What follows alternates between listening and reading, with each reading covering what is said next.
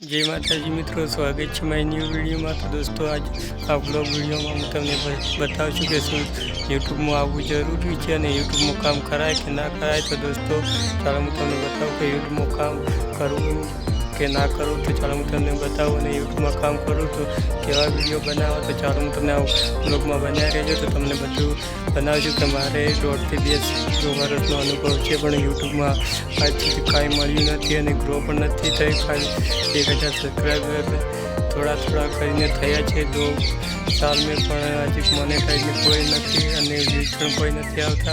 तो दोस्तों, तमे एवुं समजता हो कि यूट्यूब में घणा पैसा छे ने यूट्यूब में काम कराय तो आ भूली जजो। ने यूट्यूब में पैसा सारूं तमे यूट्यूब में आवता होय तो नता आवजो, कारण के आमां जरा करती वधारे मुश्किल थई गई है यूट्यूब में।